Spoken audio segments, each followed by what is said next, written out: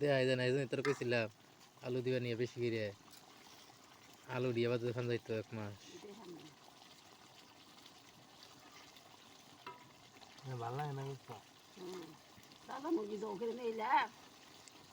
ওই যে দিলাম দিকে মাংস মশলা দিলাম দেখি করবো মাংস মশলা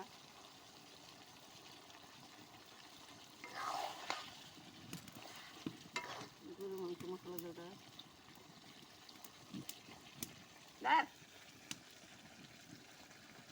ও নাই তো পরে বাসের দিয়ে দেবে দেখি বাতি না বা কেদো কেদো খে বালা বা তাও কি কেতো কত খাইয়া যাবি তিনশো থেরি কবে খায় দেখছি 4 দিন এই আবার দে এ মা জলদি মো জি জায়গা